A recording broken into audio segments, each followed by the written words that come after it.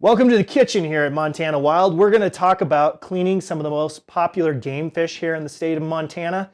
We're going to talk about some warm water fish species like perch, walleye, bass, crappies, and bluegills, how you'd clean them, and then also cover some cold water fish species like our trout and salmon that are real popular in our state. Let's start with the perch, and we'll take a look at how to clean a perch.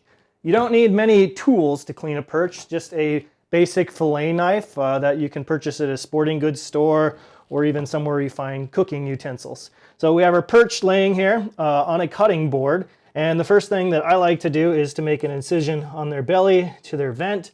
Helps my knife track as I fillet the fish.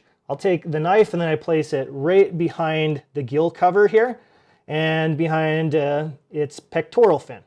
So you're going to make a cut which goes down to the backbone of the fish. And then you're going to turn your knife and head along the spine. So you're going to follow that back along the fish and leave it attached to the tail. You'll drop it open. And then you're going to take your knife. You'll place it right here at the base of the tail. And you're going to follow the skin. All right. There you have a perch fillet. But the problem is now is that we have bones in this fillet. Nobody likes bones in their fish when they eat it. If you have a family and you want your family to be into eating fish, you want to make sure you remove all the bones that you can find. The first and easiest to spot is the rib cage. So you're going to take and put your knife right behind the rib cage, like so. Follow it out, and you've removed the rib cage. Those are the larger bones.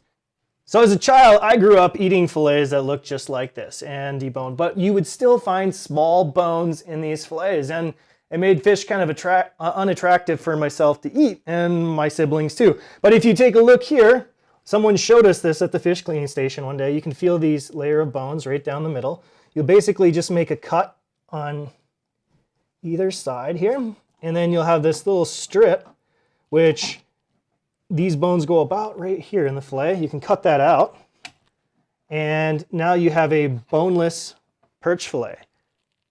All right, now let's take a look at the trout and how we're going to clean it. This is going to be the same for your fish. If it's a rainbow trout, if it's a cutthroat trout, a brown trout, brook trout, or a kokanee salmon or a Chinook salmon, you could clean the fish the same way. So this is a hatchery fish. This was raised in a hatchery here in Montana, stocked into one of the reservoirs near Helena, and I got to catch it. And they're a ton of fun because they grow very quickly, they get really big, and they're put there for anglers to bring home and eat, just like this one here. So I set another kind of cutting board down. This is a specialized one, the fishing club in Great Falls kids actually made for me, and its head clips in, and I have my fillet knife I use to cut the perch open. If you have the opportunity on larger fish, it's also nice to use an electric fillet knife like this. So one thing I like to do with all my fish is open them up first down the belly. It just helps my fillet knife smoothly moved along back to the vent. All right, and then I'm going to take my electric fillet knife and I'm going to lift up the fish's pectoral fin again, right behind the gill cover. I'm going to place the knife, make a cut. I'm going to go all the way down. You'll feel the backbone of the fish, and then you'll turn, making sure you're in that slot you've created, and then you're going to follow the backbone of the fish down.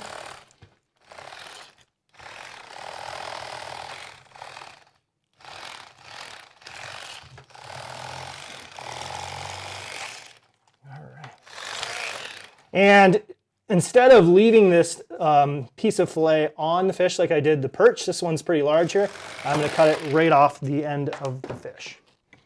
All right, so you can see that now I have red meat instead of white meat here with this fillet on the fish, and it has a little different flavor to it.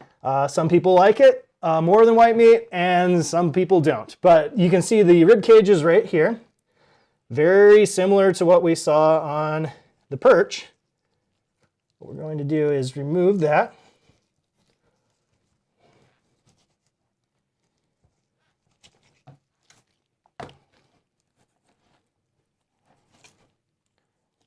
All right. So we've removed the rib cage off the fish now. We have those bones out. On the walleye and perch and bass, you'll find that layer of bones almost right off the edge of the rib bones These bones are a little different. People refer to them Y bones or pin bones, but if you run your finger, you can feel them right here. This section of meat you can see here has no bones in it, but that section in the middle has bones. You can actually, if you look on the internet, they'll talk about going through and individually pulling each one of these bones out with a pliers. I find that incredibly difficult. It doesn't work on the smaller fish. But if you take your knife, you can feel right along those bones and make an incision, and instead of cutting straight down like we did with the perch or walleye, you're going to have to follow those bones out to the side of the fish. All right. So, and then you'll make an incision on the other side of those bones. What we're doing is just removing this whole section of bones out from the fish. All right, and then to pop them out, if you did choose, some folks like to throw their fish on the grill with the skin on them. You're going to have to remove these bones this way, where you'll cut down and then basically kind of turn your knife to the side.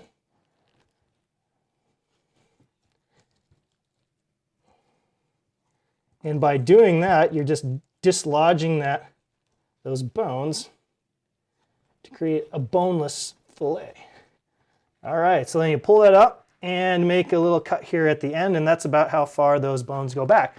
And you could put this fish right on the grill like that. What I do like to do, and I'm going to show you for my favorite recipe, I actually like to remove the fillet off of the skin. So similar to how I just did that with the perch, you can see the skin is on the back of here. And you can take your knife then, and if you are going to take the skin off on a trout species, this fin right here, we have our pectorum pelvic fin. Pelvic fin always gets in the way, so just go ahead and cut that pelvic fin off. Then you're going to put your fillet knife right on the back of the fish here, of the tail. Hold on with your fingers. And you're going to fillet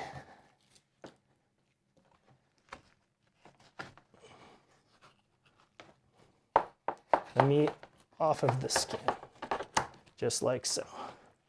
All right, and if you're deboning this fish here, now instead of being careful and having to twist after each cut you make on these special bones here, you'll just be able to cut down and out. Okay? You can see the rib cage is gone, and then you can feel exactly where those pin bones, Y bones right there. Make this incision, kind of kick off to the side as you're cutting down. And then you're going to make an incision on the other side of those Y bones.